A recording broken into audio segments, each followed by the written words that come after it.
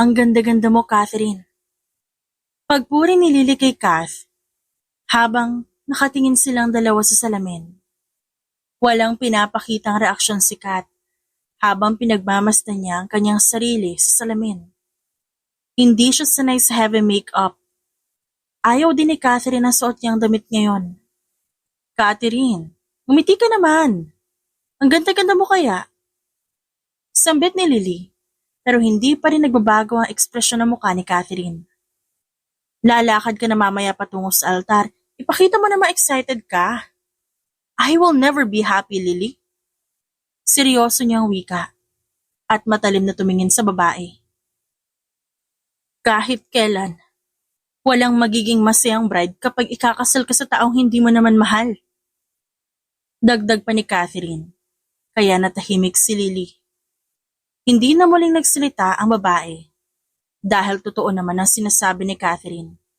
Naipit lang siya sa kasalang hindi naman niya gusto. Napilitan lang siya magpakasal para maisalba ang kanilang kumpanya na kahilingan ng kanyang ina. Ilang oras na lang ang nalalabi. Maglalakad na siya sa red carpet patungong altar, kung saan niya makikilala ang lalaking makakasama niya, na hindi nga kilala ang mapapangasawa niya eh. Maging ang mukha nito, o kahit pangalan man lang hindi niya alam. Kaya natatakot siya kung ano ba ang buhay na kahahantungan niya kapag nagpakasal na siya dito. Catherine, maghanda ka na. Aalis na tayo patungong simbahan. Sambit ng isa niyang maid. Napahinga siya ng malalim dahil wala na talaga siyang takas. Nang sunduin muli siya ng kanyang maid, tumayo na siya. Habang si Lily naman, na kanyang kaibigan, nauna na sa simbahan kasama ang iba niyang kaibigan at pamilya. Habang naglalakad si Catherine papunta sa bridal car, hindi niya maiwasang umiyak. Awang-awa naman ang driver niya sa kanya dahil alam nitong ayaw talaga ni Catherine na magpakasal. Ma'am, aalis na po tayo ah. Malungkot na sambit ng kanyang driver. Hindi naman nakasagot ang babae dahil umiiyak pa rin siya. Ma'am, tissue ho. Inabot ng driver ang tissue kay Catherine. Kinuha naman yun ng babae at ginamit. Nagsimula nang magmaneho ang driver matapos umiyak ni Catherine. Nakatitig lang siya sa labas ng bintana habang tinatanaw ang malalaking building na kanilang nadadaanan. Ma'am, alam ko pong ayaw niyo magpakasal. Kilala ko na po kayo simula na ipinanganak kayo. Hanggang sa lumaki kayo. Tanda na nga po ako pero nandito pa rin ako. Napakunot ang noon ni Kath nang marinig ang nagsalita. Sa lahat po ng lakad niyo kasama niyo ako. Kapag umiiyak po kayo palaging, ang nagbibigay sa inyo ng tissue ay ako. Pero ngayon po parang, hindi ko na po kaya makita kayong umiiyak dahil kakasal kayo sa lalaking hindi niyo naman kilala at di niyo naman po talaga mahal. Manong, ano po ibig niyo sabihin? Kunot noong tanong ni Catherine sa kanyang driver. Ayos lang po sa aking mawalan ng trabaho. Matagal na rin naman ho ako nagsisilbi sa pamilya niyo. Ito lang po yung tanging paraan para matulungan ko kayo at makita ko po kayo masaya. Sagot ng driver niya. Hindi pa rin maintindihan ni Catherine kung anong gustong iparating nito. Hanggang sa makita niya na lang na lumiko ang sinasakyan nilang kotse palayo sa kung saan talaga ang daan patungong simbahan, kung saan siya ikakasal. Itatakas ko po kayo, basta ipangako niyo po sa akin na hindi na kayo iiyak at magiging masaya kayo. Nakangiting sabi ng driver sa kanya at nagkasalubong ang kanilang tingin sa rearview mirror ng sasakyan. Napakunot lalo ng noo si Catherine na huminto ito. Manong, dalhin niyo na lang ho ako sa simbahan. Ayoko pa mawalan kayo ng trabaho. Baka kung ano pong gawin sa'yo ng pamilya ko eh. Bumaba na po kayo, ma'am. Pupunta pa ako ng simbahan at magkukunwaring walang alam. Napaisip si Catherine dahil ayaw niya talagang matali sa lalaking hindi niya kilala at hindi niya mahal. Kaya bumaba siya ng kotse. Pero bago pa siya tumakbo palayo, pumunta siya sa driver's seat. Pinababa ang driver niya upang yakapin ito at magpasalamat. Thank you po. Sige na, tumakbo ka na. Mabilis na tumango si Catherine palayo ng kanyang sasakyan. Tinanaw na lamang siya ng driver habang nagpupunas ng kanyang luha. Wala nang pakaalam si Catherine kung saan siya makarating o kahit maraming tao pa ang nakatingin sa kanya ngayon dahil nakasuot pa siya ng wedding gown. Ang mahalaga kay Catherine ngayon, hindi matuloy ang kanyang kasal. Nakarating si Catherine sa parking lot ng isang sikat na kumpanya. May nakita siya doong isang kotseng bukas, ang passenger seat. Walang pag-aalinlangan na pumasok doon si Catherine at sinara yun. Umiyak siyang muli na makapasok ng kotse. Hindi siya pwedeng magtagal sa labas dahil baka magpadala ng guards ang kanyang pamilya at ipahanap siya. Ilang sandali pa ang nakalipas. Nakita ni Catherine na may lalaking papalapit sa kotse. Mabilis siyang nagtago sa backseat para hindi siya nito makita. Nang makalapit sa kotse ang lalaki, binuksan nito ang driver's seat at mabilis na umupo doon. Yes, pakisabi sa kanila na makipagkita sa akin mamayang gabi sa opisina. Kailangan kong malaman ang nangyayari. Sambit ng lalaki sa kanyang kausap sa cellphone. Nang matapos makipag-usap, binaba nito ang cellphone at binuhay ang makina. Tahimik lamang ito nagmamaneho, habang si Catherine dahan-dahang inangat ang ulo para makita kung saan sila patungo. Hindi na malayo ni Catherine na nakikita na pala ang kanyang ulo. Mabilis namang napapreno ang lalaki nang makita si Catherine na nasa likod ng kanyang kotse. Shit! Who are you? Gulat na sambit ng lalaki. Maging si Catherine ay nagulat dahil sa biglang pagpreno nito. Mabilis na bumaba sa driver's seat ang lalaki at binuksan ang backseat para puntahan si Catherine. Nataranta naman ang dalaga dahil hindi niya kilala ang lalaki. Nang tuluyang mabuksan ang pinto, napatigil siya at napatitig kay Catherine. Ganon din si Catherine dito. Maganda ang mukha ng lalaki. Matangos ang ilong. Maputi ang kutis nito at maayos itong manamit na mas lalo nakakuha ng atensyon ni Catherine. What are you doing in my car? Get out! Nakaramdam ng takot ang babae pero hindi siya bumaba ng sasakyan. Dahil oras na bumaba siya, baka mas malala pa ang mangyari. And why are you wearing a wedding gown? Tumakas ka ba sa kasal mo?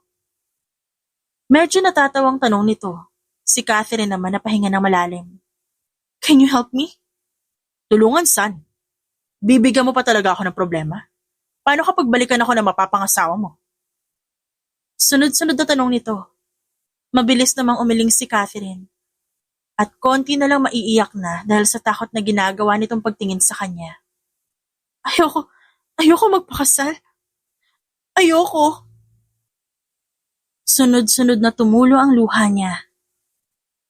Umiiyak siya at kumakalat na ang kanyang makeup sa muka. Napahinga ng malalim ang lalaki at inis na tumingin kay Catherine. Ano ba pumasok sa isip mo? At dito ka sumakay sa kotse ko? Galit nitong tanong at masamang tingin sa babae. Hindi naman makasagot si Catherine dahil nakakaramdam siya ng takot dito.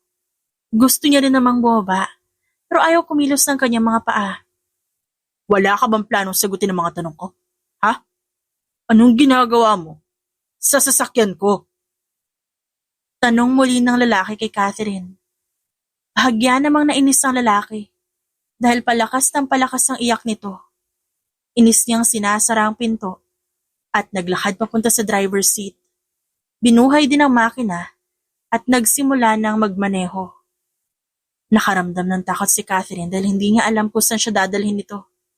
Hindi niya nga alam kung anong pangalan nito eh. At natatakot siya na baka bigla siya nitong patayin. Saan mo ko dadalhin? Kinakabahan niyang tanong. Sa lugar kung saan hihilingin mo sana hindi ka na lang nabuhay. Seryoso at matalim nitong sagot. Hindi na malaman ni Catherine kung saan siya hahawak. Nang bigla na lamang bilisan ng lalaki ang pagmamaneho, nakakala mo'y may humahabol dito. Ilang sandali pa huminto ang kotseng kanilang sinasakyan. Mabilis na bumaba ang lalaki at binuksan ang pinto kung saan nakaupo si Catherine. Get out! Galit na utos nito. Walang nagawa si Catherine kundi sumunod. Dali-dali siyang bumaba habang hirap na hirap sa kanyang suot na wedding gown. Nang tuluyan siyang makababa, pinagmasdan siya ng lalaki mula ulo hanggang paa. Sir Erwin, nandiyan na po pala kayo. Masayang bati ng isang matanda kay Erwin. Doon lang napansin ni Catherine kung nasan sila. Isa yung malaking bahay na para siyang malaking kastilyo dahil sobrang laki nito. Napangangas si Catherine nang makitang parami ng parami ang maids na lumalapit sa kanila. Pagyapang nagulat ang mga ito nang makita si Catherine na nakasuot ng wedding gown. All of you! Dinuro ni Erwin isa-isang maid sa kanyang harapan. Asikasuhin niyo siya. Isa-isa namang yumuko ang mga ito, maging ang matanda sa kanilang harapan. Hindi na muling nagsalita si Erwin sa kanila at humarap ito kay Catherine. Mag-usap tayo pagbalik ko. Hindi pa man nakakasagot ang babae, tumalikod na si Erwin sa kanya at dire-diretsyong sumakay sa kotse, pero sa iba na, nagtungo ito. Sinundan na lang nila ng tingin nito hanggang sa mawala sa paningin nila ang kotse ni Erwin. Saka lang siya hinarap ng matanda at tinignan din si Catherine mula ulo hanggang paa. Iha, kinasal ba kayo ni Sir Erwin?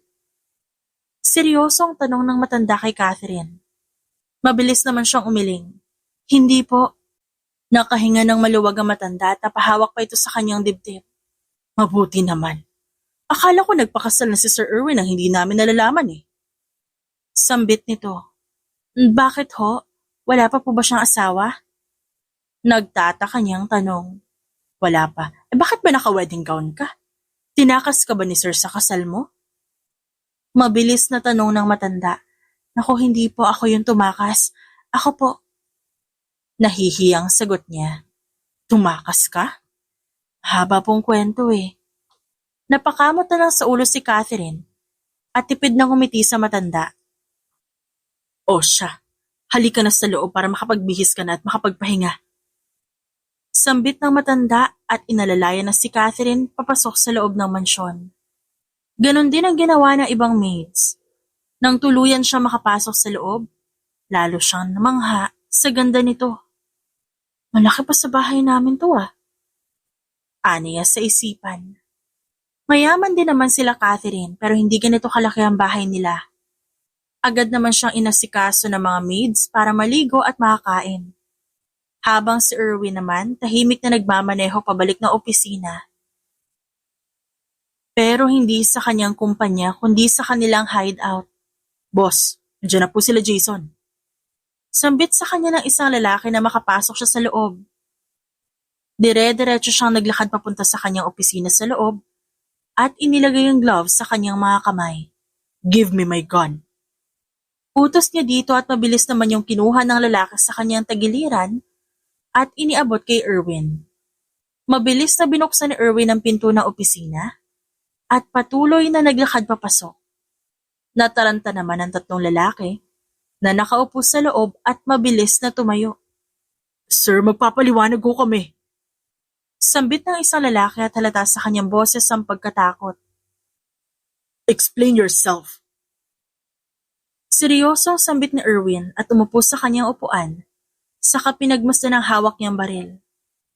Napakunot ang noo ni Erwin nang makita niya ang tatlo na nagtutulakan kung sino ang unang magsasalita. Huwag niyong sayangin ang oras ko. Dagdag pa ni Erwin. Sir, hindi po namin sinasadya na mahuli po yung dala namin equipment. Hindi din po namin alam kung paano kami nasundan ng mga pulis. Mabilis na paliwanag dito. Sir, pakiusap po, huwag niyo po kaming patayin. Sambit naman ng isa sa kanila. Patawarin niyo po kami, aayusin na po namin ang trabaho namin sa susunod. Hindi nagsalita si Erwin sa mga sinabi nito. Ang kanyang pansin nakatuon sa hawak niyang baril na pinagmamasdan ng bawat detalye. Alam niyo ba kung gaano kalaking halaga ang nawala sa akin? Seryosong tanong ni Erwin at diretsong tumingin sa kanila. Hindi po. Kinakabahang sagot ng isa. 10 million. 10 million ang nawala sa akin dahil sa kapabayaan niyo. Sa tingin niyo, paano niyo ako babayaran? Nagkatinginan ang mga ito sa isa't isa. Kahit buhay niyo Ubuhay ng buo yung angkan, hindi pa sapat para bayaran ako. Dagdag pa ni Erwin na tumayo. Halos mapatalon sa gulat ang tatlong lalaki nang itutok ni Erwin sa kanila ang hawak niyang baril. Kanya-kanya silang tago sa likod ng isa't isa at halata sa kanilang muka ang takot at kaba. Napangisi naman si Erwin at saka binaba ang hawak na baril. Muli siyang tumingin sa mga ito. Bahagya namang nakampante ang tatlong lalaki na hindi sila papatayin ni Erwin pero ilang saglit lang. Tatlong magkakasunod na putok ng baril ang narinig sa buong opisina ni Erwin. Ligpitin sila. Wala kayong ititirang bakas nila sa opisina ko. And make sure na wala silang binanggit sa mga pulis tungkol sa samahan natin, lalo na sa akin. Sambit ni Erwin bago lumabas ng kanyang opisina. Inabot niya sa lalaking kausap ang baril at gloves na kanyang ginamit. Lahat din nang nakakita ng mahuli sila iligpitin.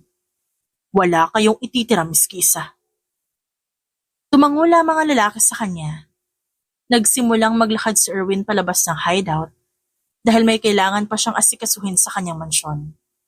Yun ay yung babaeng bigla na lang sumakay sa kanyang kotse. Naaalala niya pa kung paano sumakay ito sa kotse niya na parang may tinataguan na humahabol dito. Hindi niya alam kung paano niya napagdesisyon ng tulungan ito. Pero wala na siyang magagawa dahil naroon na sa kanyang bahay si Catherine. Mabilis siyang nagmaneho pabalik ng mansyon para maabutan ng babae na gising dahil gusto niya itong kausapin. At nang makauwi si Erwin, agad niyang hinanap si Catherine na ngayon ay pababa na ng hagdan. Napatingin naman si Catherine kay Erwin. Napatulala ito nang makita na walang makeup ang babae. Ang simple niyang muka ay mas lalong nagpaganda sa kanya. Sir, nabalik sa ulirat si Erwin nang tawagin siya ng isang maid. Bakit? Pinapatanong ho ni Manang Celia kung magluluto daw po kami ng dinner niyo ni Ma'am Catherine. Sagot nito kay Erwin. Di pa siya kumakain? Takang tanong ni Erwin. Umiling naman ang maid bilang sagot. Just cook something nice. Sambit na lamang niya bago umalis sa harapan. Sakto rin, dahil nakababa na si Catherine mula sa hagdan. Hiyang-hiya itong yumuko sa harapan ni Erwin. Iniisip niya pa rin na nakakaistorbo siya sa lalaki. Let's talk. Seryosong sambit nito at naglakad papunta sa sofa. Sumunod naman sa kanya si Catherine at kaagad na umupo sa upuan. Kinakabahan na tumingin sa lalaki. Sorry nga pala, kasi sa kotse mo ko napunta. Sambit ni Catherine na hindi tumitingin kay Erwin. Your sorry won't change anything. Sagot naman ni Erwin sa kanya saka sumandal sa upuan. Hindi nagsalita si Catherine, pero nakayuko pa rin siya. Ano ba iniisip mo? At tumakas ka sa mismong kasal mo, Miss Catherine. Nakataas ang kilay na tanong ni Erwin kay Catherine. Tell me the truth. Ayoko na sinungaling. Naka-arrange marriage ako sa lalaking hindi ko kilala. Ni pangalan niya hindi ko alam eh. Kaya tumakas ako kasi ayoko pa magpakasal. Wala pa sa isip ko yon. Ayaw mo magpakasal kasi hindi mo siya kilala. O ayaw mo magpakasal kasi hindi siya yung lalaking mahal mo. Doon napatingin ang babae kay Erwin. Both? Nag-aalangan niyang sagot. So, may boyfriend ka? Wala. Pumasok ka sa kotse ko kahit di mo ako kilala. Dahil ang iniisip mo, makaligtas ka sa kasalan na hindi mo naman gusto. Dahil baka hindi maganda ang kinabukasan mo doon. Pero hindi mo ba alam kung kaninong kotse ang pinasukan mo? Paano kung patayin ka ng may-ari ng kotse yung sinakyan mo? Hindi mo naman ako pinatay eh. Tinulungan mo pa nga ako. Di ka ba natatakot sa akin? Kunot na ang tanong ni Erwin sa kanya. Bakit naman ako matatakot? Pinatuloy mo nga ako sa bahay mo eh. Sagot naman ni Catherine. Nag-aalangan pa rin. Lalong napakunot ang noo ni Erwin dahil sa sagot ni Catherine sa kanya. Hindi niya alam na ganito kalaki ang tiwala sa kanya ng babae. Dahil halos lahat ng taong hindi pa kilala ng lubusan ni Erwin ay natatakot sa kanya. Hindi mo naman ako sinaktan para matakot ako sa'yo. Kaya nagpapasalamat ako kasi hindi mo ako kilala, pero tinulungan mo ko. Matulog ka na. Huwag kang lalabas ng bahay hanggat di ko sinasabi. Seryosong sambit ni Erwin at tumayo na. Napahinga naman ng malalim si Catherine bago tumayo at muling umakyat sa taas ng kwarto na tinuro sa kanya ng katulong kanina. Nang makapasok si Catherine sa loob ng kwarto, agad siyang napahiga sa kama at napatitig sa kisame. Okay lang to. At least, hindi na ako matatali sa lalaking hindi ko naman gusto. Sambit ni Catherine sa kanyang sarili at ipinikit ang kanyang mga mata para matulog. Kinabukasan maagang nagising si Catherine. Bumaba siya ng hagdan para magluto sana ng kanilang almusal ni Erwin. Pero nang tuluyan siyang makababa ng hagdan, nakita niyang palabas na ng bahay si Erwin. Erwin! Nauutal niyang tawag dito. Hindi ka ba mag-aalmusal muna? Kunot noong tanong niya. Hindi ako nag-aalmusal. Sagot lamang sa kanya ni Erwin bago nagpatuloy sa paglalakad palabas ng mansyon. Napasimangot si Catherine nang mawala na sa kanyang paningin ng binata.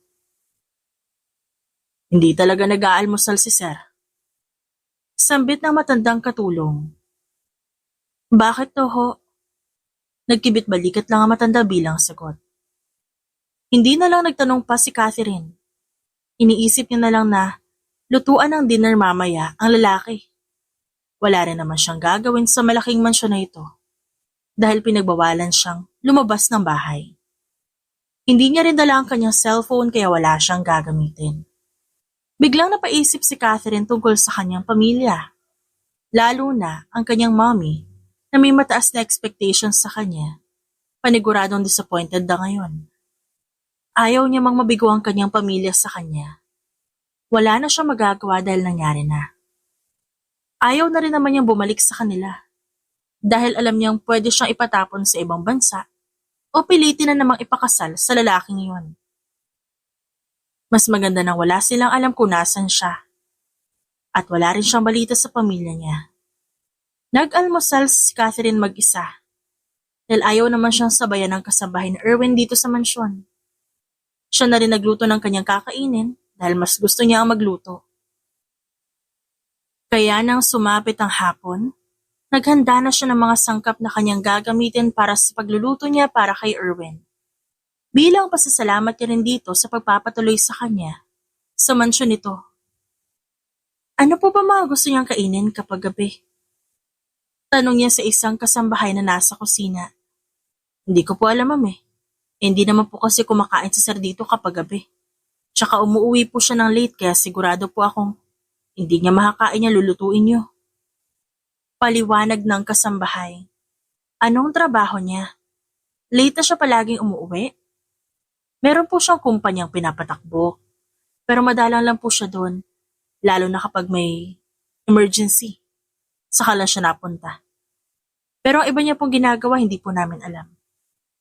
Tumango na lang si Catherine. Pero desidido siyang magluto para kay Erwin. Kahit alam niyang hindi makakain ito ng lalaki. Nagbabakasakali lang naman siya na uuwi ito ng maaga. At nang sumapit ang gabi, nagsimula na siya magluto.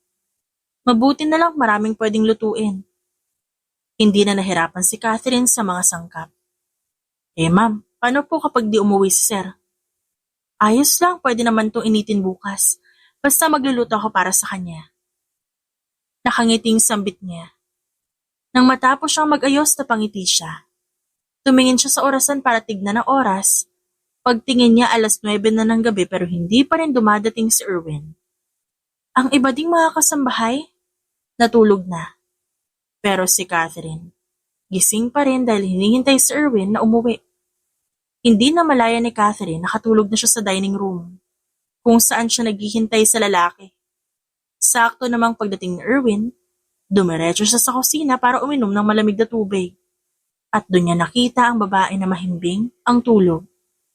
Ay, Sir, kanina ka pa po iniintay ni Ma'am Catherine. Para sabay daw ho kayong kumain. Hindi niyo ba sinabi sa kanya Na-late ako umuwi kapag gabi? Kunot noong tanong ni Erwin. Sinabi po namin, pero sabi niya po, magluluto pa rin siya para sa inyo. Sagot ng kasambahay. Napatitig si Erwin kay Catherine bago dumako ang tingin sa pagkaing may takip na nasa ibabaw ng lamesa. Go to sleep, ako nang bahala sa kanya. Sambit ni Erwin sa kasambahay. At naglakad palapit kay Catherine dala ang baso ng tubig na kanyang iniinuman. Pinagmasdan niyang maigi si Catherine na ngayon mahimbing na natutulog. Hindi gumagawa ng ingay si Erwin para hindi magising si Catherine. Binuksan ni Erwin ang isang may takip. Nagulat siya sa amoy nito. Mukhang masarap. Agad namang kumalam ang tiyan niya nang maamoy ang masarap na ulam na niluto ng babae para sa kanya. Hindi na siya nag-aksaya ng oras. Kumuha siya ng plato at kutsara para kumain. Lumapit muna siya kay Catherine para sana buhatin ito at ihatid sa kwarto. Pero hindi pa man niya tuluyang nahahawakan ng babae, nagising na ito. Nandyan ka na pala. Sambit ni Catherine at nataranta nang makitang nasa kanyang harapan si Erwin. Mabilis namang tumayo si Erwin at medyo lumayo ng konti sa babae. Gusto mo na bang kumain? Sorry nakatulog ako. Nahihiyang sambit ng babae at bahagyang kinusot pa ang mata. Hindi naman nagsalita si Erwin at umupo na lang sa upuan kung saan siya nakaupo kanina. Kumain ka na ba? Tanong nito kay Catherine. Bahagyang nagulat ang babae sa biglang pagtanong nito. Hindi pa, hinihintay kasi kita. Let's eat. Sambit ni Erwin at kinuha ang kutsara at plato na kanyang gagamitin. Mabilis namang tumayo si Catherine para kumuha ng kanya. Bahagya pa siyang natataranta. Dahil ngayon niya lang makakasabay kumain si Erwin. Nagsimula nang kumain si Erwin at sa kanyang unang subo, yun ang binabantay ni Catherine dahil baka ayaw ni Erwin ang luto niya. Pero nakailang subo na si Erwin, hindi man lang makita ni Catherine kung nagustuhan ba ni Erwin ang kanyang niluto o hindi dahil wala namang reaksyon ang lalaki. Dahil sa wala naman siya magagawa, nagsimula na rin siyang kumain. Tahimik lang sila hanggang matapos. Sa susunod, huwag ka na magluluto ng hapunan para sa akin. Bakit? Pangit ba yung luto ko? Hindi mo ba nagustuhan? Kabadong tanong ni Catherine. Tumingin ng diretso si Erwin sa mga mata ni Catherine bago sumagot. Hindi ako umuwi na maaga para lang kumain, so don't do this again. Mahina, pero malalim na sagot ni Erwin sa kanya. Bahagyang nalungkot si Catherine dahil masaya siya habang ginagawa ang bagay na yun. Pero mukhang ayaw talaga ni Erwin na pinagluluto siya. Pero gusto ko lang tong gawin bilang pasasalamat sa'yo. Hayaan mo kung ipagluto kita ng almusal at hapunan. Kung pwedeng at tanghalian din eh. Sino kakain yan? I don't eat breakfast except for coffee. At wala na akong time para alalahanin pa ang dinner dahil busy ako sa trabaho. Di hayaan mo ipaalala ko sa iyo ang hapunan. Umuwi ka ng maaga para sabay tayong kumain. Di ka ba nakakaintindi? Inis na tanong ni Erwin. Huwag ka nang makulit. No, magluluto ako sa ayaw at sa gusto mo. Napahinga nang malalim si Erwin dahil hindi niya mapigilan ang gusto ni Catherine. Whatever. Don't expect. Nakakainin ko yan. Sagot na Erwin. Tumango si Catherine na may kasama pang ngiti. Matapos nila mag-usap, natulog na rin silang pareho. Kinabukasan maagang gumising si Catherine para ipagluto ng breakfast si Erwin. Pero hindi yun nakain ni Erwin at umalis siyang kapilang alaman ng tiyan. Napasimangot ang babae habang nakatingin sa niluto niyang pagkain. Nung hapon, ganun din ang nangyari. Hindi umuwi si Erwin ng mansyon kaya hindi nito nakain ang niluto niyang hapunan. Hindi pa rin sumuko si Catherine sa kanyang ginagawa.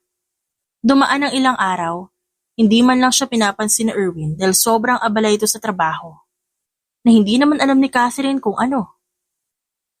Naisipan ni Catherine na lumabas naman siya ni Erwin para sana mamasyal. Doon sa isang park na madalas niyang pinapasyalan. Dahil halos ilang linggo na rin siya nasa mansyon ni Erwin, hindi man lang siya nakakalabas. Ngayon niya palang ulit makikita ang itsura ng labas. Ma'am, hindi ho ba bawal kayo lumabas, sabi ni Sir Erwin. Pinagbigyan na ho namin kayo na nakaraan eh. Saglit lang naman po, babalik din ako agad. Gusto ko lang mamasyal. At walang nagawa ang kasambahay nang tuluyan na siyang makalabas. Masaya siyang naglalakad, palabas ng village kung saan nakatira si Erwin. Nang malapit na siya sa park, sakto namang napadaan doon si Erwin, napauwi na sana ng bahay dahil masama ang kanyang pakiramdam. Nakita niya si Catherine na nakangiting naglalakad. Bahagya siyang kinabahan dahil hindi pa rin alam ni Catherine kung ano ba talaga ang tunay niyang pagkatao. Hindi mapakali si Erwin habang sinusundan niya ang babae. Patago din siya nagmamasid sa paligid dahil baka bigla na lang may bumaril sa babae o sa kanya. At hindi nga siya nagkamali dahil agad niyang nakita ang grupo ng lalaki na naglalakad papalapit kay Catherine. Di na nag-aksaya ng oras si Erwin. Mabilis na binuksan ang pinto ng kotse para tawagin ang babae. Catherine, sakay! Nagulat si Catherine sa ginawang pagsigaw ni Erwin. Kahit nagtataka, mabilis siyang sumakay sa kotse. Mabuti na lang dahil mabilis ang kilos niya.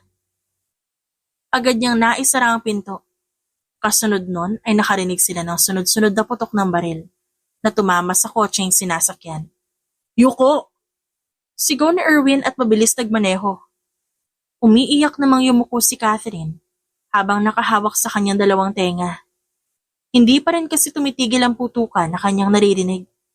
Hindi ba sinabi ko sa'yo, huwag kang lalabas ng bahay hanggat di ko sinasabi? Hindi ka nakinig, tingnan mo nangyari.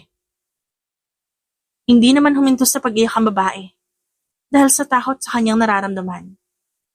Nakayuko siya habang tinatakpan ng tenga dahil sa mga putukan na kanyang naririnig sa paligid. Sino ba sila? Yumuko ka.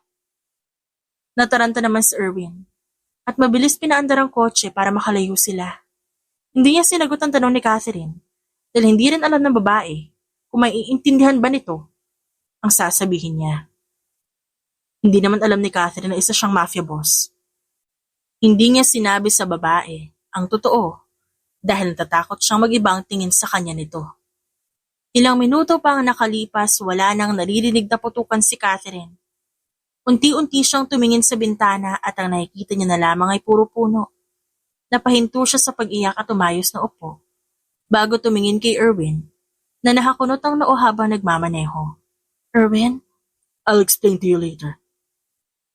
Sagot nito na hindi siya tinitignan. Hindi na siya nagsalita at tumahimik na lang. Tumingin na lang siya sa bintana para tignan ang matataas na puno na kanilang nadadaanan. Nagsisisi rin siya dahil hindi niya sinunod ang utos ni Erwin na huwag lalabas ng bahay. Pero sumuway pa din siya, kaya ngayon muntik pa silang mapahamak. Nang huminto ang kotseng kanilang sinasakyan, nagulat si Catherine na makarinig siya ng alon na humahampas sa buhangin. Hindi tayo ligtas sa mansyon. Dito muna tayo sa rest house ko. Mabilis na bumaba na sasakyan si Erwin. Sumunod naman si Catherine. Naglakad si Erwin papunta sa isang bahay na hindi kalakihan pero up and down. Kulay itim yun at ang likuran ay dagat na. Kahit nagtataka sumunod si Catherine. At nang mabuksan nito ang pinto, pagpasok niya sa loob, namangha siya dahil malaki yun at malinis. Di ka ba nasaktan? Ano masakit sa'yo? Seryosong tanong ng lalaki kay Catherine nang makapasok siya sa loob. Kitang-kita niya ang pag-aalala ni Erwin sa mga mata nito. I'm okay. Wala namang masakit sa akin. Sagot ni Catherine at umupo sa sofa. Napakunot ang noo ni Erwin nang marinig niyang kumalamang tiyan ni Catherine.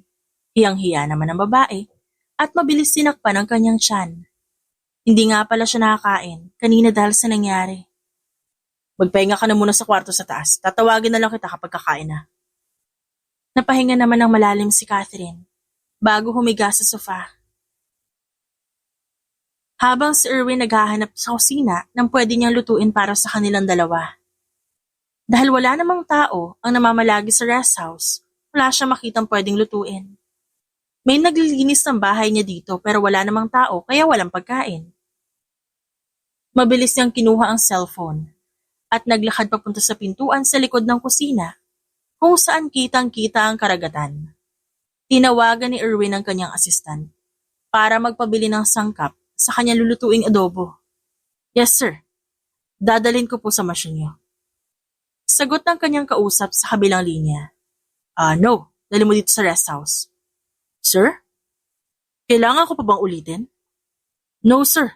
Dadalhin na po namin dyan. Bumili ka na rin ng damit para sa kanya. Dagdag niya at pinatay na ang tawag. Kahit hindi sabihin ni Erwin kung sino ang kanyang tinutukoy, ay alam na ng kanyang assistant kung sino yon. Matapos patayin ni Erwin ang tawag, bumalik na siya sa loob. At pagbalik niya sa loob nakita niya si Catherine na nakahiga sa sofa at tulog na tulog. Dahil na rin siguro sa pagod, hindi na natiis ni Catherine at nakatulog na siya sa sofa. Lumapit naman si Erwin ng dahan-dahan sa babae. Pinagmasdan niya ang mukha nito na mahimbing na natutulog.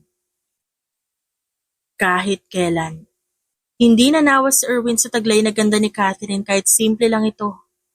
Hindi niya rin magawang ibalik si Catherine sa pamilya nito dahil ayaw niya nang mawala sa kanya ang babae. Nasanay na siya na sa tuwing uuwi ng mansyon, may madadatnan siya. Hindi na rin siya sanay na laging late ako umuwi dahil alam niya naghihintay si Catherine sa kanya. Binuhat niya ito na pa-bridal style para iakyat sa taas kung nasa ng kwarto na kanilang tutuluyan. Hindi rin naman nagising si Catherine, kaya naging kampante si Erwin. Inayos niya na pagkakahiga nito sa kama, maging ang kumot nito. Binuksan niya ang aircon para hindi mainitan ang babae. Ilang minuto lang din, ang hinintay ni Erwin, dumating na ang kanyang assistant. Sir, sorry po. Natagalan. Ito na po yung pinabili niyo. Sambit ng assistant at inabot naman kay Erwin ang paper bag. Make sure na mahuhuli niyo ang humabol sa amin kanina. Kilalanin niyo kung kaninong grupo sila. Dahil gusto ko silang patayin lahat. Yes, sir. Inaayos na po namin. Mag-ingat na lang po siguro kayo, lalo na si Ma'am Catherine. Dahil sigurado po kaming siya next target ng kaaway niyo. How about her family? Anong balita? Ganon pa rin po. Inakala pa rin nilang kinidnap si Ma'am Catherine ng kanyang driver. Ito po kasi yung huling nakasama. Good. Mag-monitor ka sa pamilya niya at alamin mo rin yung lalaking dapat niyang pakasalan. Utos ni Erwin. Yes, sir. I'll update you with everything. Sagot ng kanyang assistant at yumuko na para magpaalam. Siguraduhin mong wala nakasunod sa'yo. At kapag nahuli niyo, yung mga taong gustong pumatay sa amin kanina, kill them all. Wala kayong ititira miskisa. Muling tumango ang lalaki at tuluyan ang nagpaalam kay Erwin. Nang makaalis ang kanyang assistant, agad naman siya nag-asikaso ng kanyang lulutuin. Inabot na siya ng gabi sa pagluluto, pero hindi pa rin nagigising si Catherine. Nang matapos siyang magluto, umakyat na siya sa taas para gisingin ang babae. Pagpasok na Erwin sa kwarto, mahimbing pa rin ang tulog nito. Naglakad siya palapit at marahang ginising ang babae. Wake up, kakain na tayo. Bahagyang umungol si Catherine. Nang magising siya, pilit siyang tumayo dahil nagugutom na rin siya. At bigla niyang naalala may kailangan pa palang sabihin sa kanya si Erwin. Bumangon ka na. Sumunod ka na sa baba. Nakahanda na yung pagkain. Sambit ni Erwin nang makitang gising na siya. And here, kung gusto mo maligo, nandun yung CR. Napahunot ang noon ni Catherine nang makita ang inabot sa kanya ni Erwin na paper bag. Hindi siya nagsalita, pero tinanggap niya yon. Naglakad na palabas ng lalaki para hayaang magbihis si Catherine. At hindi rin nagtagal sa pag-aasikaso si Catherine. Bumaba na siya matapos niyang magbihis. Nadat na naman niya si Erwin na nakaupo sa sofa at abala sa cellphone. Mauna ka nang kumain. May pupuntahan lang ako. At huwag kang lalabas hanggat di ako bumabalik. Sambit nito habang inaayos ang suot na coat. Saan ka pupunta? You don't need to know. Basta sundin mo lang ang sinasabi ko. Dahil delikado ang buhay mo. Pero, inis na tumingin si Erwin kay Catherine dahil ang kulit nito. Para kang bata na mahirap bilinan. Sumunod ka na lang kung ayaw mo mamatay. At walang nagawa si Catherine, Nang tuluyan nang lumabas ng bahay si Erwin, narinig pa niyang umandar ang sasakyan kaya napasimangot siya. Iwan ka na naman, Catherine. Ani niya sa sarili. Tipid siyang napangiti nang pumunta sa kusina para kumain. Habang si Erwin naman seryosong seryoso sa pagmamaneho ng sasakyan para pumunta sa kanilang hideout. Dahil may nangyari na naman. Hindi akalain ni Erwin na ganito kalala ang mangyayari nang dumating si Catherine sa buhay niya. Nang makarating sa hideout, agad siyang bumaba ng kotse. Napahinto sa paglalakad si Erwin nang bumungad sa kanya ang assistant na nakasandal sa pader at puro dugo ang katawan. Ano nangyari dito? Galit niyang tanong at mabilis nilapitan ng assistant. Si Xander. Umubo na ng dugo ang lalaki bago pa man ito masabi ang kanyang gustong sabihin. Pero dahil sa binanggit na pangalan ng kanyang assistant, alam niya na kung ano nangyari. Tuluyan nang nalagutan ng hininga ito. Napakuyom ang kamao ni Erwin habang nakatingin sa iba pang tauhan na wala na ring buhay. Paalis na sana siya sa kanilang hideout, pero isang tawag ang nakakuha sa kanyang atensyon at mula ito sa unknown number. Who's this? Your biggest nightmare. Kamusta Boss Erwin? Nagustuhan mo ba sorpresa namin sa'yo? Para pa itong demonyo kung tumawa. Xander. Yeah. Oo nga pala. Ang ganda ng babaeng kasama mo kanina. Sino siya? Lalong nag-init ang ulo ni Erwin nang banggitin ang pangalan ni Catherine. Subukan mong ilapat ang kamay mo sa kanya. Makikita mo na maaga si kamatayan. Banta naman ni Erwin. Hey, just chill. I won't hurt her. Tinatanong ko lang naman kung sino siya, dami mo na sinabi. Hindi mo na siya kailangan makilala pa. Kung gusto mo akong patayin, ako ang harapin mo. Huwag kang mandamay ng ibang tao. Okay. Pero gusto ko nandun siya para makita niya kung paano kita patayin. Hindi na ako makapaghintay. Lalo pa ngayon na halos wala ka ng galamay dahil pinatay ko na. Ang hina naman kasi ng galamay mo. Paniguradong mahina ka rin. Napangisi naman si Erwin. Baka nakakalimutan mo. Muntik na kitang patay nun. Di ka pa rin talaga nadala. Sana pala, tinuluyan na kita. Tatalo mo ako nun. Dahil marami kang kasama. Tignan natin ngayon kung hanggang saan yung yabang mo kapag pinatay kita at ang babae mo. Try me. Mahinang sagot ni Erwin at pinatay ang tawag. Mabilis siyang bumalik ng kanyang sasakyan at nagmaneho pabalik ng rest house para puntahan si Catherine.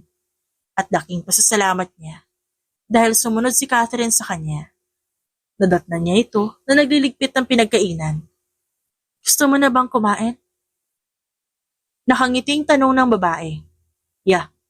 Sagot lamang niya at hinubad ang kanyang suot na coat. Matapos siyang ipaghain ni Catherine, kumain na rin siya. Pinagmamasan lang siya ng babae habang kumakain kaya bahagyang naiilang si Erwin. What? Ang sarap ng luto mo. Nakangiting sambit ni Catherine. And? Taas kilay niya pang tanong. Gusto ko sana magpaalam kung pwede akong bumisita sa pamilya ko. Not this time. Hindi pa maayos ang paligid. Sagot ni Erwin at muling sumubo ng pagkain. Napakunot ang noon ni Catherine. What do you mean? Ano ba kasing nangyayari? Sino yung mga tao na gusto tayong patayin? Di ba sabi mo magpapaliwanag ka? They are my enemy. Kaaway? Paano? Ba't may mga baril sila? Ba't gusto ka nilang patayin? Ba't pati ako nadamay? Mahabang kwento. And this is not the right time para pag-usapan natin yan. What? Muntik na nga tayong patayin kanina tas hindi pa rin to ang tamang oras? Napahinga ng malalim si Erwin bago uminom ng tubig. Hindi pa kasi niya kayang sabihin na isa siyang mafia boss. Ano? Hindi mo ako sasagutin? Wala ka talagang planong sabihin sa akin? Wala. Sasabihin ko sa'yo kapag oras na. At kailangan na kahit hindi ka pa nagtatanong, hindi ko pwedeng sabihin sa'yo. Mas magiging delikado ang buhay mo. Buhay ko? Yes. Simula na sumakay ka sa kotse ko. Involved ka na sa buhay ko. Ha? Hindi ko maintindihan. Anong involved? Anong pinagsasabi mo? I'm not an ordinary person, Catherine. Hindi ako yung tipo ng tao na akala mo simple lang. Nagkakamali ka doon. Sagot ni Erwin. Lalong naguluhan si Catherine. Matulog ka na. Malalim na ang gabi. Hindi naman mapakalis si Catherine habang paakyat sa kwarto. Gusto niya talaga malaman kung ano ba talaga ang tinutukoy ni Erwin sa mga binitawang salita kanina. Hindi niya pa rin makuha kung ano ba talagang ibig nitong sabihin. Pero ayaw niya na magtanong. Mukhang galit sa kanya si Erwin. Natulog si Catherine na hindi nalalaman ang kasagutan sa kanyang mga tanong. Habang si Erwin naman, hindi makatulog dahil nagbabantay siya. Hindi niya alam kung kailan darating si Sander para patayin siya. Natatakot si Erwin na baka pati si Catherine na walang kaalam-alam mapapahamak din. Hindi mapakalis si Erwin habang nagbabantay sa sofa. Katabi niya ang baril at iba pa niyang pwedeng gamitin. Hating gabi na, pero wala pa ring nangyayari. Napag-isipan na lang ni Erwin na puntahan si Catherine sa taas at tignan kung nandun pa ba. Hindi naman siya nabigo dahil nandun pa si Catherine. You're sleeping like a baby. Sambit nito sa kanyang isipan nang pagmasdan niya si Catherine. Tumakas ka sa kasal mo without knowing na mas lalong mapapahamak ang buhay mo sa kamay ko. Napailing po si Erwin nang sabihin niya yon. Naglakad siya palapit kay Catherine. Inayos niya ang kumot. Napahinto siya nang mapagmasdan ni Erwin ang kabuuan ng mukha ni Catherine. Tinanggal niya ang ilang hibla ng buhok na humaharang sa mukha nito at tinitigan ang babae. Napangiti na lang siya nang may mapagtanto. Hindi niya na lang basta pinoprotektahan si Catherine dahil napapalapit na ang kanyang loob dito. Kinabukasan, maagang nagising si Catherine at Erwin. Napag-isipan kasi na Erwin na mas ligtas si Catherine sa kanyang mansyon kesa sa rest house. Ayaw mang bumalik ni Catherine sa mansyon, wala siyang magagawa dahil nasa panganib na ang kanyang buhay. Stay here until it's over. Sundin mo na lang ang sinasabi ko. Please lang, dahil para sa'yo din naman yun. Sa tingin mo ba? Mapapanatag ang loob ko dito sa bahay mo habang iniisip ko nasa panganib din ang buhay mo? Inis na tanong ni Catherine. Fuck. Don't act like you know me. Hindi mo ako kilala at hindi rin kita kilala. Please lang, di kita asawa para umakto ka ng ganyan.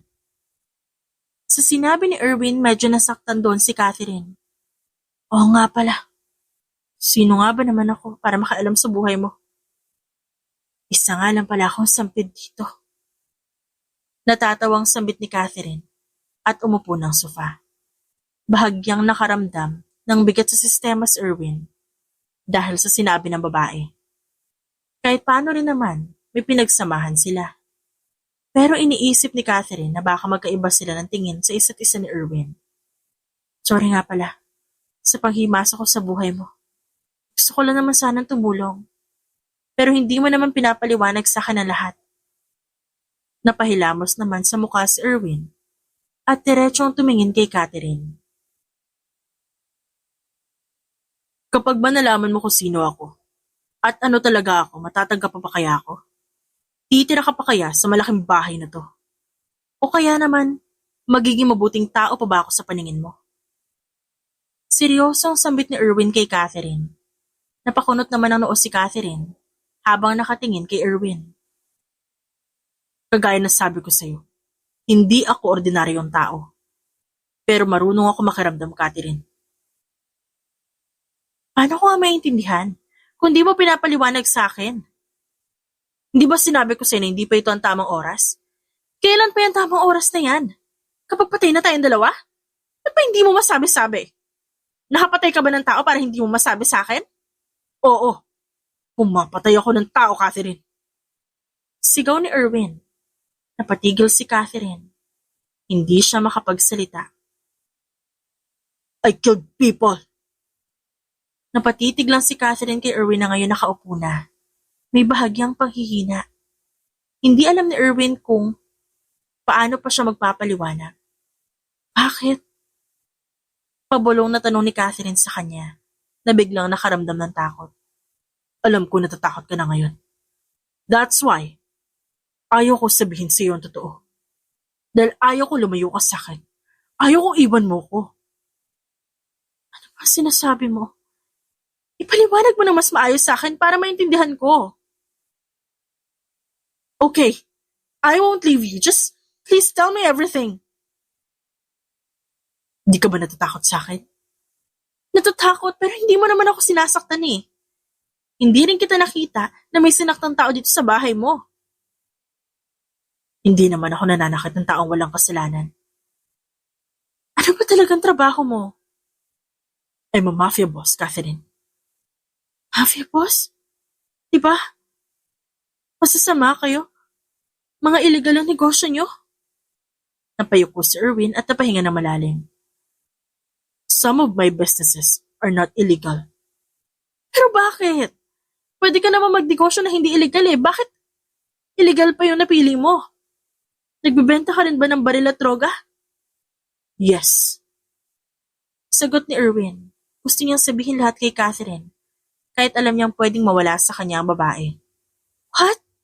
Why? It's my business. Hindi natuloy na Erwin ang kanyang sasabihin nang may marinig silang putok ng baril mula sa labas ng kanyang mansyon. Stay here. Kinakabahang tumango si Catherine. Lumakas ang tibok ng kanyang puso dahil sa kaba. Dahil na rin sa mga inamin sa kanya ni Erwin, mas lalo siyang kinakabahan. Dahil iniisip niya na baka isa sa mga kaaway ni Erwin ang nasa labas at gusto silang patayin. Naalarma na rin ang mga kasambahay. Kahit paabala ang mga ito sa kanilang gawain. Dahan-dahang tumayo si Erwin. Kinuha ang kanyang baril na nakatago sa kanyang likuran. Nang makita yun ni Catherine na palunok siya ng ilang beses dahil sa takot. Naglakad si Erwin palabas ng mansyon. Si Catherine naman nakatingin lang sa kanya at pinagmamasa ng bawat kilos na gagawin ni Erwin. At nang tuluyang makalabas ang pinto si Erwin, nagtataka siya. Walang tao sa labas ng gate. Pero ang kanyang guard nakahandusay na sa lupa at puno ng dugo ang katawan. Naglakad palapit dun sa Erwin. Wala naman siya ibang sisisihin sa nangyari. Dahil alam niyang si Sander may kasalanan nun. Ilang saglit pa tumunog ang kanyang cellphone. Agad niya yung kinuha at sinagot ang tumatawag na si Sander. Isang pagtawa ang bumungad sa linya na para bang wala nang bukas ang kasiyahan nito. Sample pa lang yan. Paano kaya kapag ikaw na at ang babae mo, papuputukan ko ng baril? Hay ka, ako ang harapin mo. Huwag mong idamay ang ibang tao. Just chill bro. Dadating din naman tayo dyan. I'm enjoying this. Kulang pa nga yan eh. Isunod ko naman kaya yung empleyado mo sa kumpanya. Napakuyom ng kamao si Erwin dahil sa sinabi ni Xander. Kinakabahan siya na baka totoo nga na gawin ni Xander ang sinabi nito. Subukan mong gawin yan. Makikilala mo na maaga kung sino ba talaga si kamatayan. Hindi na maipinta ang itsura ngayon ni Erwin. Kaya, sa kabilang linya tumawa na naman si Xander. Napalingon naman sa kanyang likuran si Erwin at nakita niya sa hindi kalayuan ang lalaking tumatawa habang nakatingin sa kanya. Nakasandal pa ito sa kotse. Mabilis na binitawan ni Erwin ang cellphone at kinasa ang baril. Mabilis siyang tumakbo sa kinaroroonan ni Xander. Hindi niya ito naabutan dahil mabilis ito nagmaneho. Kahit pa pinapaulanan niya ito ng bala. Dahil sa nangyari, mas talong pinagbawalan si Catherine na Erwin na lumabas. Kailangan mo matutong humawak ng baril. Sabi ni Erwin kay Catherine. Napakunot ang noon ng babae habang nakatingin sa baril na hawak ng lalaki. Hold this. Hindi ko kaya. Sambit ni Catherine at ibinaba ang baril pero hinawakan ni Erwin ang kanyang kamay. Kayanin mo. I'll teach you. Kahit natatakot, sinunod niya ang utos ni Erwin. Patamaan mo yung target sa gitna. Kahit saan dyan. Isipin mo, ang mga targets na yan ang kaaway mo. Kung gusto mo mamatay sila agad, tamaan mo yung puso o ulo. Tumabis sa kanya si Erwin. Nagsimulang iputok na Erwin ang hawak na baril sa target at saktong-sakto yun sa red sa gitna ng target. Bahagyang nagulat si Catherine sa ginawa nito. Ikaw naman. Nanginginig na itinaas ni Catherine ang dalawang braso habang hawak ang baril. Calm yourself. Sambit ni Erwin at hinawakan ng dalawang kamay ng babae. Madali naman nakuha ni Catherine ang posisyon hanggang sa kalabitin niya ang gatilyo ng baril. Ilang oras na nakatayo doon ang dalawa para magsanay sa paggamit ng baril.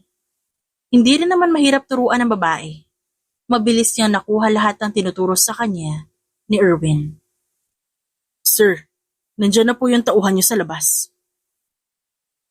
Tumango naman si Erwin. Nakaramdam ng kaba si Catherine habang nakatingin sa lalaki. Nang makalabas si Erwin, bumungad sa kanya ang mga tauhan niya. Ngumiti ang mga ito habang nakatingin kay Erwin. Hi bossing, long time no see. Nasambit na lalaking may sigarilyo sa bibig. Matagal-tagal kaming nawala. Pero ngayon nandito na kami. Anong gagawin namin ngayon? Malaki ang gagawin natin. Makikipaglaban lang naman tayo sa grupo nila Xander. Ganda yan. Kailan ba? Nakaka-excite naman. Mamayang gabi. Nag-usap silang lahat kung anong plano ang kanilang gagawin. Hindi na kasi pwedeng patagalin ni Erwin ang mga ganitong sitwasyon. Baka mas lalong madamay ang ibang tao. Matapos ang plano ng grupo nila Erwin, binigyan niya ng kagamitan ang mga tauhan, mga baril at kung ano-ano pa. Samantala hindi naman mapakali si Catherine sa loob habang naririnig niya kung paano magplano sila Erwin. Palubog na ang araw kaya mas lalo siyang kinakabahan. Napahinto sa paglalakad si Catherine nang may marinig siya sa di kalayuan. What? Kailan pa siya hinahanap? Boses yun ni Erwin, kaya mas lalo siyang naintriga kung ano ang kanilang pinag-uusapan. Yes sir. Malaking issue kasi ang ginawang pagtakas si Ma'am Catherine. Dahil hindi lang basta ordinaryong tao ang pakakasalan niya. Kaya ngayon, hinahanap siya ng mga magulang para ituloy ang kasal. Umamin na rin po ang kanilang driver. Tinulungan niya si Ma'am Catherine. Pero hindi nila alam kung nasan to. Sino ba ang dapat pakasalan nun? Si Xander ho. Narinig ni Catherine na parang may sinipas si Erwin. Wala akong sasabihin. Hindi ko siya ibabalik hanggat di ko napapatay ang hayop niya. Sabihin mo sa akin lahat ng update sa pamilya ni Catherine. At wala nang narinig pa si Catherine, kaya mabilis siyang lumayo sa pinto. Ilang segundo lang pumasok si Erwin. Isuot mo to, may pupuntahan tayo. Bilisan mo. Ibinaba ni Erwin ang isang puting kahon sa harapan ni Catherine. Pagbukas ng kahon, bumungad sa kanya isang itim na gown at sandals. Walang alinlangan siyang nagbihis. Nang matapos si Catherine magbihis, agad siyang lumabas. Naghihintay naman si Erwin na nakabihis din ngayon. Nang tuluyang makalabas si Catherine na patingin sa kanya si Erwin. Tumayo na siya at lumapit sa babae. At bahagyang nagulat si Catherine sa biglang paglapit na ginawa niya. Hinigit siya nito sa bewang, palapit mismo kay Erwin. Ang kabilang kamay naman ni Erwin, hinawi ang buhok niya na kumalat sa muka. Inilagay yon sa likuran ng kanyang tenga. You're beautiful. Sabi ni Erwin habang nakatingin ng diretso sa mata ni Catherine. Hindi naman alam ni Catherine kung ano sasabihin dahil kinakabahan siya. Maya-maya, unti-unting lumapit ang mukha ni Erwin sa mukha ng babae. Dahan-dahang dumampi ang labi ni Erwin sa labi niya. At parang may sariling utak ang labi ng babae dahil tumugon agad siya sa halik ni Erwin. At matamis silang nagpalitan ng halik. Sa hindi malamang dahilan, gumaan ang pakiramdam ni Catherine. Unti-unting gumapang ang kanyang kamay patungo sa leeg ni Erwin. At ilang minuto ang makalipas nang maghiwalay ang kanilang labi. Habol-habol nila ang hininga. Muli siyang hinalikan ni Erwin sa noo bago inalalayang sumakay sa kotse. Tahimik lamang sila habang nasa biyahe. Ilang minuto lang din huminto na ang kotse at nagulat si Catherine dahil nasa mamahaling hotel na sila. Nakita niya rin ang ilang mayayaman na nandun at abala sa pakikipag-usap. Tara na. Kapag may nagtanong sa'yo kung sino at kung bakit kita kasama, sabihin mo asawa mo ko. Sambit ni Erwin habang naglalakad sila. Kahit nagtataka si Catherine, tumango pa rin siya. Dala mo ba yung baril na binigay ko sa'yo kasama ng damit mo? Tumango si Catherine. Pilit nang umingiti sa mga bumabati sa kanila. Maraming mangyayari mamaya. Huwag ka lalayo sa akin para madali kita maprotektahan. Tumango lang si Catherine at sumunod na lang sa ginagawa at inuutos sa kanya ni Erwin. Nang magsimula ang event, napansin ni Catherine na hindi mapakali ang lalaki. Palingalinga ito sa paligid na parang may binabantayan. Ilang saglit pa nakarinig sila ng sunod-sunod na putok ng baril. Dapak! Sigaw na Erwin at pinrotektahan si Catherine. Kitang-kita nila kung paano natumba sa sahig ang ilang mga tao. Sunod-sunod din pumasok ang mga tauhan ni Erwin na nakabantay sa labas. Agad namang hinanap ni Erwin si Xander. At nakita niya ito nakangisi habang nakatingin sa kanya. Kinuha ni Catherine ang kanyang nakatagong baril at ginamit yun sa mga taong gusto silang patayin. Hindi rin naman siya nabigo dahil kahit papano, natatamaan niya ang gusto niyang tamaan. Naglakad si Xander palapit kay Erwin at Catherine habang may hawak na baril. Dahil sa kaba ni Catherine, biglang niyang naiputok ang baril na hawak habang nakatutok kay Xander. Kaya natamaan ito sa tagiliran. Napamura ang lalaki. Napaupo sa sahig dahil sa sakit. Sabi ko naman sa'yo, di ba? Maaga mo makikita si kamatayan. Natatawang sambit ni Erwin at itinutok muli kay Xander ang hawak na baril. Shut up! Sigaw ni Xander at mabilis na pinutok kay Erwin ang hawak niyang baril bago siya tuluyang mapahiga. Sunod-sunod naman na naging putok ng baril na tumama kay Xander. Lalong nanlaki ang mata ni Catherine habang nakatingin sa katawan ni Erwin na puno ng dugo. Erwin? Hindi alam ni Catherine kung ano ang kanyang gagawin. Lumapit siya sa lalaki na hindi nagsasalita pero nakatingin siya sa sugat nito. Mabuti na lang mabilis na kumilos ang tauhan ni Erwin at agad siyang naisakay sa kotse para dalhin sa ospital. Bilisan niyo! Ilang minuto lang nakarating sila ng ospital, agad inasikaso ng mga doktor sa Erwin. Si Catherine umiiyak sa labas pero pinapanatiling matatag ang sarili kahit hindi niya alam ang gagawin. Lumipas ang mga araw, nanatili sa ospital si Erwin para magpagaling. Si Catherine naman ang nag-aasikaso sa kanya. Wala na ring problema si Erwin sa kanyang kaaway dahil maayos na ulit ang lahat.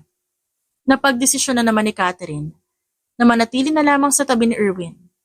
Nangako naman si Erwin sa kanya na hindi siya gagawa ng masama kagaya ng pagpatay dahil gusto niya na rin magkaroon ng masayang pamilya. Hindi naman nagtagal, nagpakasal na ang dalawa. Hindi lang basta kasal dahil sobrang enggrande nun. Kahit gaano kasama si Erwin sa paningin ng ibang tao, mas alam naman ni Catherine kung sino talaga siya. Sa totoo, at alam niya na mabait talaga si Erwin sa kaloob-looban nito. Dahil sa nangyari sa kanila, mas nanaig pa rin palagi ang pagmamahal. Namuhay silang masaya at wala nang inaapakang ibang tao. Nagbagong buhay si Erwin sa tulong ni Catherine. The end. It's shoutout time! Shoutout kina Marvy Lata, Leia Itulid, Mavic Bautista, Crisanta de la Cruz, Veronica Briseño, Ezekiel Guevara, Miss Nori, Saud Dumala, Teresita Soriano, Luzwiminda Malyare, Norma Pandian, Helen Murillo, Lani Paliso, Lourdes England, at Silverboy Alfonso. Maraming salamat po sa inyong lahat.